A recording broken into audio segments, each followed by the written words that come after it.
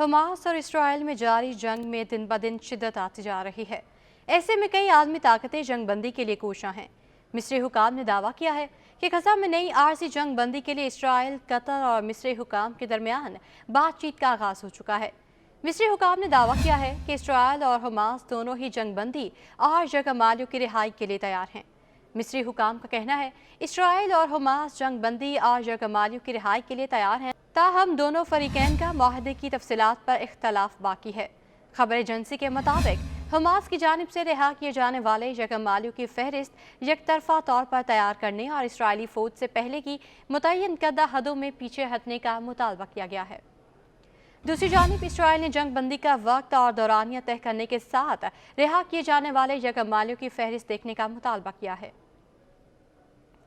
अमरीकी मीडिया के मुताबिक हमास और इसराइल के दरमियान जारी लड़ाई में जंग बंदी और जगह मालियों की रिहाई के लिए होने वाले मुज़ाकरात के सिलसिले में इसराइली खुफिया एजेंसी मौसाद के सरबराह की कतर के वज़ीर आज़म मोहम्मद बिन अब्दुर्रहमान से मुलाकात हुई। जगह मालियों की रिहाई पर बातचीत मस्बत रही। दूसरी तरफ हमास ने गजा में इसराइल के हमले हमेशा के लिए रुकने तक किसी किस्म के मुज़ाकरात और जगह मालियों की रिहाई का इम्कान मुस्तरद कर दिया है। हमास की जानिब से जारी बयान में कहा गया कि इसराइल के हमले रुकने तक जगह मालियों से मुतालिक बातचीत नहीं करेंगे। हमले रुकने तक जगह मालियों और कैदियों के तबादले पर बातचीत न होने के मौक़िफ़ पर कायम है। हमास के मुताबिक उन्होंने बातचीत की कोशिशों में तमाम शामिल सालिसों तक अपना पैगाम पहुंचा दिया है। उधर अमरीकी वज़ीर दिफा लॉयड ऑस्टिन इसराइल का दौरा कर रहे हैं। अमरीकी दिफाई हुकाम के मुताबिक लॉयड ऑस्टिन गजा में जंग की मुद्दत का तयन करने के लिए इसराइल पर दबाव डालेंगे। दूसरी जानिब इसराइली अपोजिशन लीडर यार लापिड ने इसराइली वज़ीर आज़म नेतन्याहू से मुस्ताफ़ी होने का मुतालबा कर दिया। इसराइली टीवी को इंटरव्यू में यार लापिड का कहना था कि नेतन्याहू इसराइली अवाम का एतमाद खो चुके हैं, वो वज़ीर आज़म की हैसियत से मज़ीद काम जारी नहीं रख सकते। उन्होंने कहा कि नेतन्याहू आलमी बरादरी और सिक्योरिटी इस्टेब्लिशमेंट का भी एतमाद खो चुके हैं।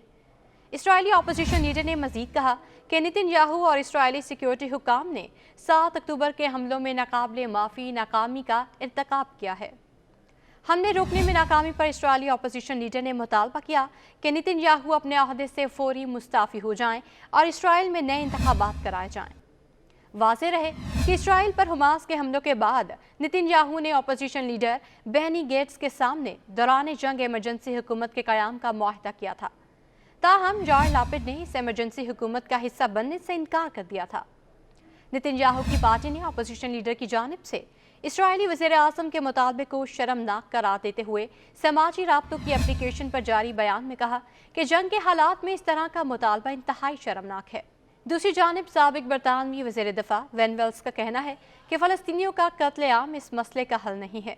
नेतन्याहू कत्लेआम के जरिए इस तनाज़े को तूल दे रहा है।